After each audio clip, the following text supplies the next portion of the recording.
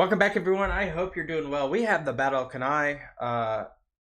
We are basically going to do the opening moves in this episode. Glad you're here. I hope you're doing well. This is going to be a fun episode. Not so much for the Romans. Not so much for the Romans. Let's jump right in. Hit that like button. Let's go. Romans.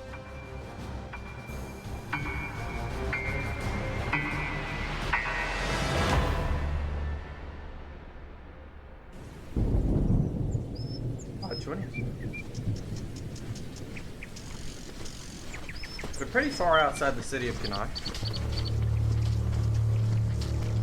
Some distance north of Cannae, the massive Roman host lumbered forward through the plains of Apulia when the forward element spotted Hannibal hastily abandoning his camp just ahead. The enthusiastic Roman vanguard rushed forward. Oh, they think they got him in a retreat. The pursuit lacked organization, but for once they caught the Carthaginian general off guard, and they were not about to allow him time to consolidate. But while Hannibal's standard did leave the camp, the Carthaginian general was in fact lurking in the forest nearby. Of course, this is like a staple, a trademark of Hannibal. Bait and switch, concede. He lured the Romans into an ambush yet again, despite their extensive scouting efforts. Panic gripped the Romans, and it seemed like another disaster was afoot. But Consul Varro quickly rallied the troops and reformed the lines, managing to beat back the Carthaginians. Hannibal committed significant forces in an effort to destroy the Roman vanguard and shatter the morale of the Republic's army in yet another ambush. But the legionaries he met on that rainy morning showed the kind of determination he hadn't faced before. Uh-oh.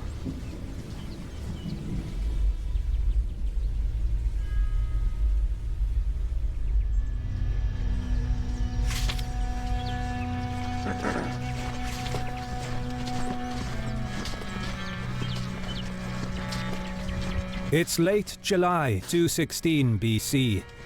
As the Roman column approached, word reached Paulus and Varro that the supply depot at Cannae fell into Carthaginian hands. The two consuls were alarmed by the news, knowing that Hannibal now had the resources to camp throughout the winter with little need to forage or pillage the surrounding area for supplies. This would keep the Carthaginians sheltered and rested, and would undoubtedly help Hannibal maintain high morale among the troops over the coming months. Meanwhile, Paulus and Varro were aware that, with their logistics disrupted, maintaining and supplying their vast army in the field would present numerous problems. From their perspective, a well-supplied Hannibal could now, in theory, try to play for time and prolong the war well into next year, which would give him plenty of opportunities to gain political points and successfully persuade Rome's allies in southern Italy to join him. For the Roman leadership, the thought of a possible cascade of defections on their peninsula was unacceptable. Hannibal had to be dealt with. However, while surveying the battlefield, disputes began over where to fight the planned battle. To the south lay Cannae on a line of hills, with undulated land beneath the hillsides, and a very flat plain north of the river Aufidius.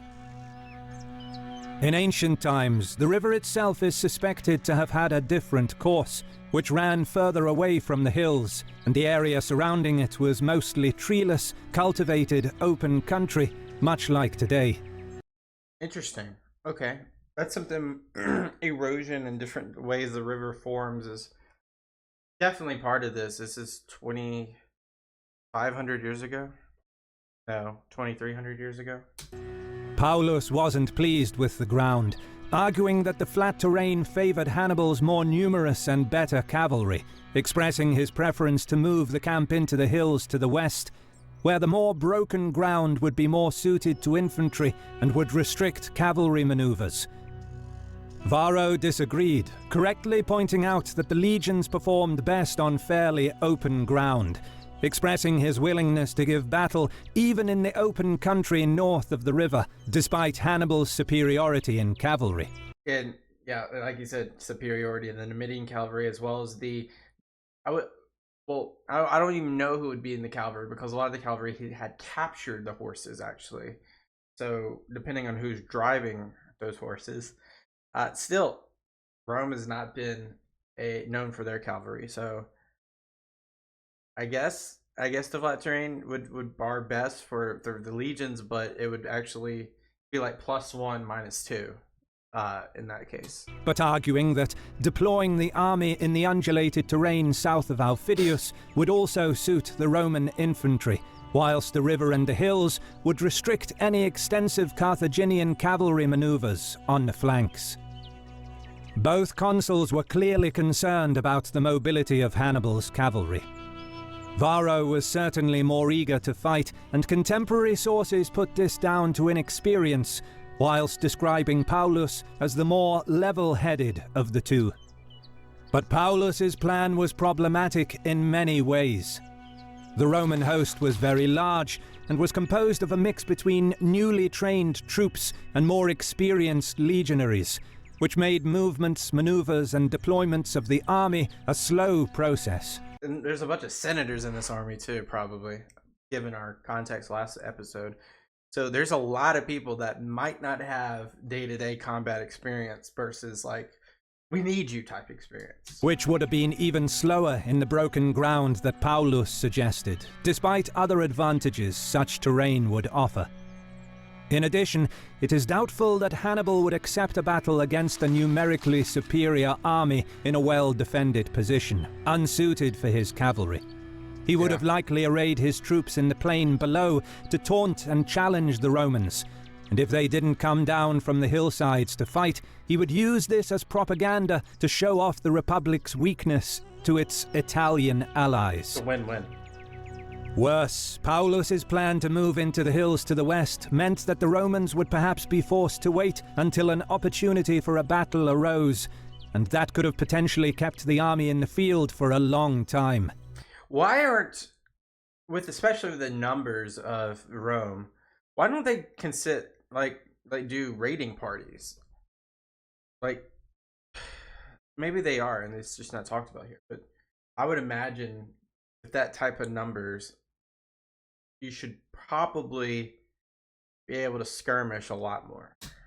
Feeding and supplying so many troops for a prolonged period would have been a major problem, whilst Hannibal now held the most important supply depot in the area at Cannae, and could afford to wait.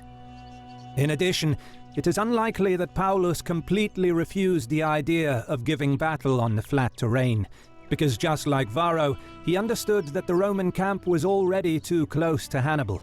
Therefore, repositioning to the western hills would essentially require them to disengage. But any withdrawal from the field in the face of the enemy was very difficult and dangerous, especially for an army dominated by infantry that faced superior cavalry, who could pick them off piecemeal and potentially cause a rout. Furthermore, despite being in open country, retreating from an outnumbered enemy would be deeply dispiriting for the troops, especially given that the Senate, the army, and the people of Rome wanted to fight and destroy Hannibal. In every sense, the Roman army was now committed and could not easily pull away from the field without a battle. Therefore, whatever misgivings Paulus had, Varro's preference to fight as soon as possible was not at all unreasonable under the circumstances. The two consuls came from very different backgrounds. And we see that usually with, well, before we jump into these consuls, like the 4 or 5 past consuls within this war, they've all been different. One's been more aggressive, or maybe we could say hot-headed. We could say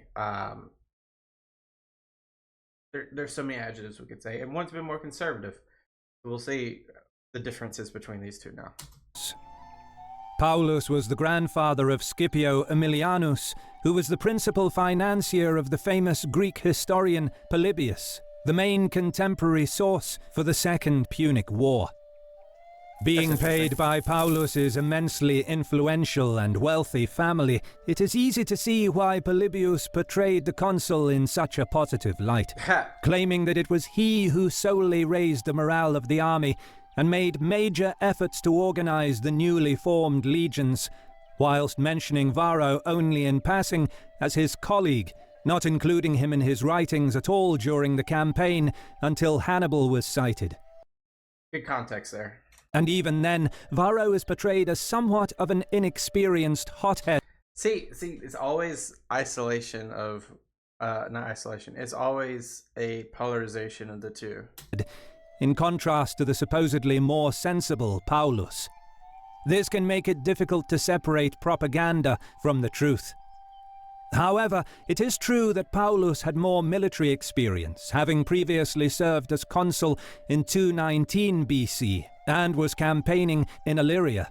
But after being involved in a scandal with the distribution of war plunder, he was keen to avoid further stains on his reputation during his second consulship in 216 BC, which may have been part of the reason for his cautiousness prior to the battle. In military terms, the Illyrian War was a combined operation between the navy and the army, but there were no pitched battles. So despite the demands this campaign must have had on Paulus as a general, the conflict in Illyria did not require the skills needed for controlling a massive field army. And since his reputation was embellished in contemporary sources, we have no reliable way of knowing how good of a commander he was. Well, we just got to meet in the middle. I mean, there's probably pros and cons to each individual, so if there's nothing like crazy bad, we'll probably say he's somewhere in the middle. In contrast, Varro was a novus homo, a new man, one of the very few in any generation of Roman political circles to be the first in their family to reach high office. Oh, contemporary nice. Sources further smear him by describing his ancestry as humble and poor, claiming that his father was a butcher and that Varro himself worked in the shop during as like that's a bad thing or something. His youth. Despite being described as a brutish simpleton, in reality a new man needed substantial political ability to win elections against opponents from old prominent Roman families and their many clients who voted for them. Varro could not parade the achievements and high status of his ancestors and had to find other ways of making his name known to the public. And I mean, what a perfect opportunity to do this, right? Because there's like a power vacuum in so many places in emergencies, as if this is his emergency. So this gives someone like Varro a perfect opportunity to say, let's change it up a little bit. Hire me, elect me. In a voting system that heavily favored the rich, which in a way made him an underdog. Okay. This shows that Varro must have been a shrewd politician who managed to gain the support of influential aristocrats and senators, all of whom looked to invest in a candidate that would aggressively confront Hannibal, a desire that was widespread in all political circles in Rome. In addition, changes to Roman laws in 217 BC made it nearly impossible for a consular candidate without military experience to be elected, regardless of the influence and prestige of his financiers. That's interesting. So while Varro never held senior command, considering the serious crisis that Rome was in at this stage of the war, it is reasonable to assume that he could not have been made consul without certain military qualifications. Okay. On the second day came Varro's turn to command. He led the army. Oh, are they going like every other day? That's a weird concept. I gotta say, that's a weird concept. Towards a position closer to the enemy, despite objections from his colleague. Hannibal responded by sending out groups of cavalry and light infantry to harass and slow down the advancing enemy column. Seeing the incoming Carthaginians, Varro closed ranks and the column only barely continued to move forward. A series of skirmishes They literally just moved camp. Caused significant confusion in the Roman ranks, but Varro's formed close order infantry drove back each attack. The sporadic fighting went on until dark, without either side gaining an edge or inflicting losses on the enemy. But the Roman progress to a new campsite slowed down to a crawl because they were forced to maintain a constant fighting line, eventually encamping when night fell. And you can see Hannibal's controlling the battle, right? He's controlling everything, the environment, how things are, the movements, everything. Just because he's initiating skirmishes and raiding parties, he is putting pressure on a doubled army than his. Crazy. And a lot of, I mean, they're already down for the count, like -5 battles. So, like, there's so much morale, like, on the Carthaginian side versus the Roman side. Paulus, still supposedly reluctant to give battle in this terrain, took charge of the army next morning and continued the advance towards the site chosen for the main camp, marshalling the troops to close the distance with the Carthaginians. Meanwhile, Hannibal was still positioned on high ground near Cannae, south of the river, observing enemy movements without taking any action. The Romans proceeded to aggressively take control over the battlefield. 2/3 of the army remained in the main camp, while the remaining 1/3 of the troops was sent across the river Aufidius. Setting up a second camp showed the determination of the Roman leadership to put pressure on the movement of enemy troops, whilst taking up a position from where they could protect their own foraging parties that ventured close to Cannae. It's crazy how different military was back then. 2 people. I mean, I'm sure there's some sort of like hierarchical command structure, but I'm not too sure about that. Like one person, and let me know how that is. But in my ideas, how I'm looking at this, one person controls 40,000 people. The other person controls 40,000 people. And it's very much, that's the command structure. Let me know if that's not the command structure. More importantly, this aggressive stance served to build up the confidence of the troops. Hannibal countered by advancing down from the high ground towards a new camp location, most likely the flat plateau atop a ridge west of the main Roman camp, leaving a garrison to guard the fortified depot at Cannae. The size of the Roman host was clearly on his mind as he continuously spoke to the men, encouraging them that this is why they came to Italy. Challenging the Romans for control over the battlefield showed Hannibal's belief in victory, which raised the spirits of the men. The new camp was in a fairly good defensive position, overlooking the plain below, with the river nearby offering the crucial water supply. On the last day of July, the Carthaginian general ordered the troops to prepare for battle. The camp was abuzz for much of the late afternoon, as the men sharpened their blades, cleaned their weapons, armor and clothing, wanting to look their best and most intimidating once the battle commenced. Gotta have a clean armor. Early on August the 1st, the Carthaginian army marched out of their camp. On the Roman side, Paulus was once again in command.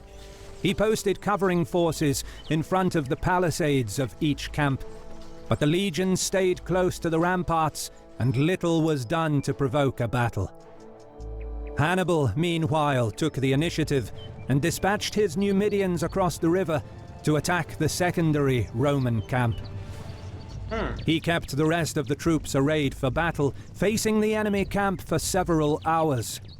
He exploited Paulus's reluctance to give battle to raise the confidence of his troops by impressing upon them that the Romans lacked the will to fight. Across the river, the Numidians were ordered not to press the camp directly, but to harass the foraging parties, mostly consisting of servants gathering water supplies, and chase them from the field. For Hannibal, this was another way to humiliate the Romans and show to his troops the inability of the enemy to counter the Numidian raid and protect their foragers.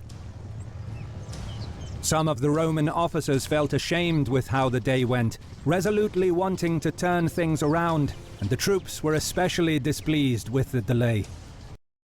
So the Romans did not engage. Hannibal wanted to bait them. They did not fall for the bait. today. Undoubtedly, the two consuls read the mood of the camp. And on August 2nd, Varro decided to fight. Oh, a hothead. Ooh.